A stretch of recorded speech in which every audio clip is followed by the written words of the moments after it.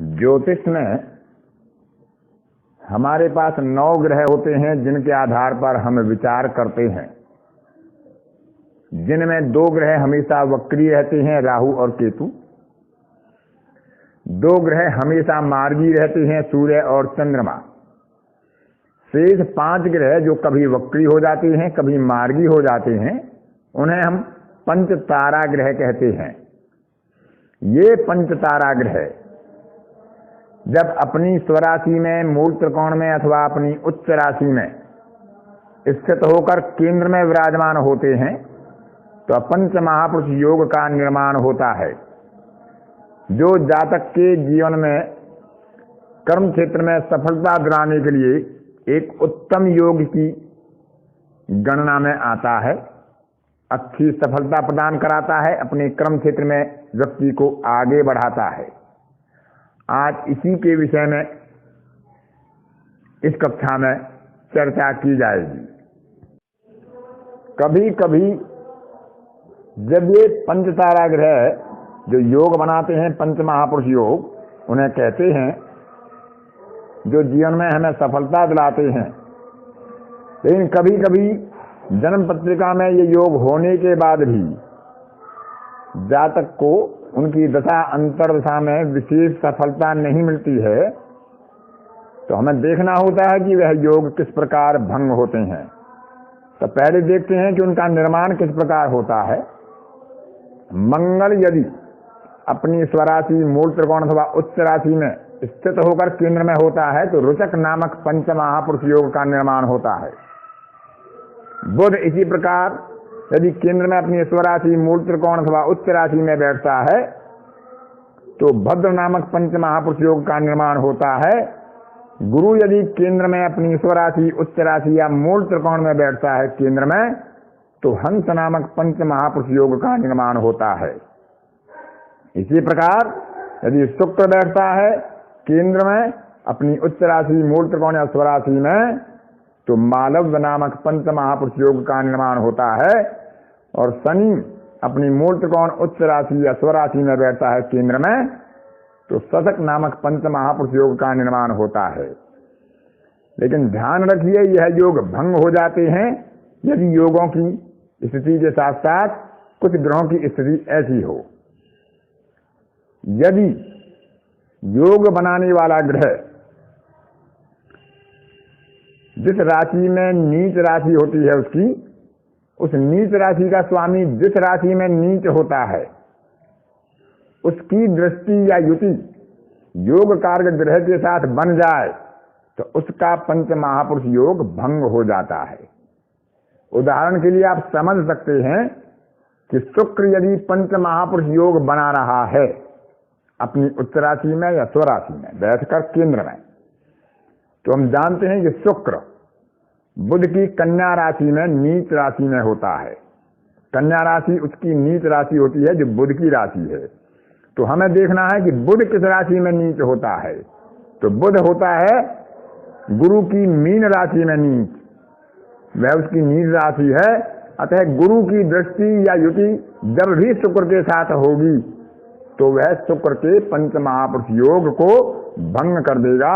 शुक्र की दशा अंतरदशा में उस जातक को कोई विशेष सफलता नहीं मिलेगी। तो इस प्रकार हम पंच महापुरुष योग का निर्माण भी देखें और उसके भंग होने की स्थिति का भी विचार करें। आपके सामने जो स्क्रीन पर कुंडली खुली हुई है, यह इस बात को समझने के लिए पर्याप्त है कि पंच महापुरुष योग किस प्रकार भंग होते हैं। इस कुंडली में देखिए, सप्तमेश चंद्रमा अपनी राशि में है,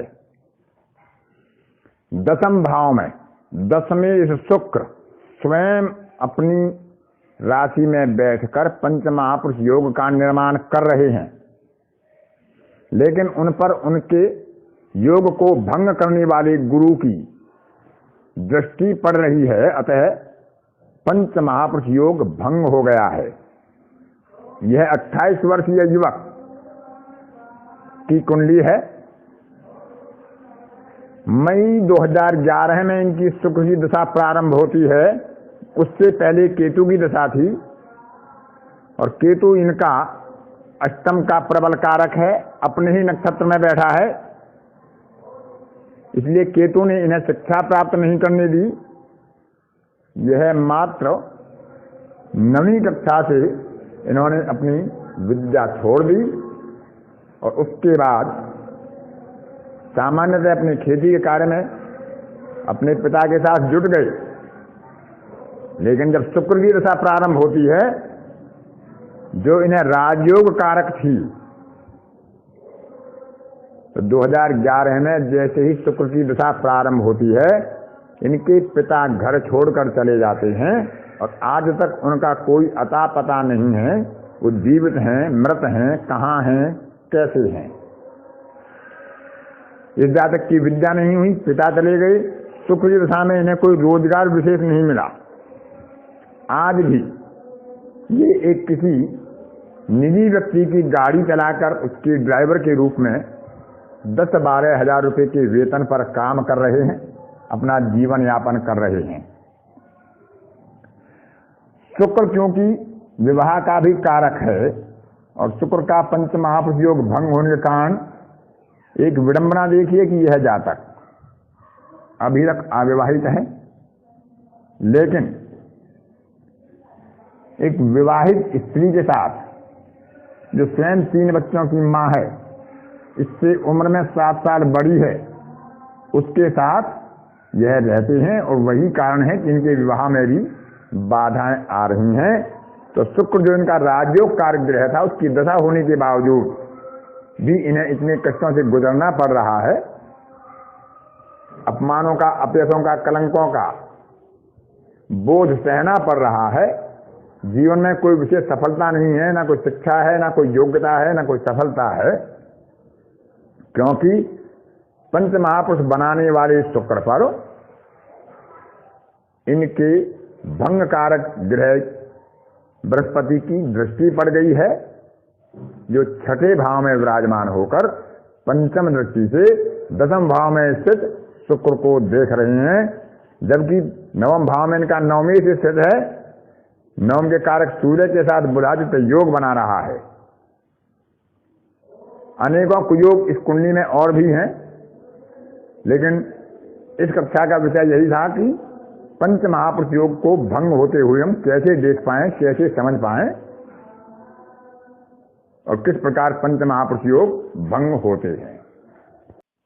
अतः जब हम जन्म पत्रिका में किसी योग का विचार करते हैं, तो हमें यह भी देख लेना चाहिए कि उस योग को भंग करने वाला या उस योग की शुभता को समाप्त करने वाला कोई अन्य कुयोग या अन्य दोष तो जन्म पत्रिका में उपलब्ध नहीं है।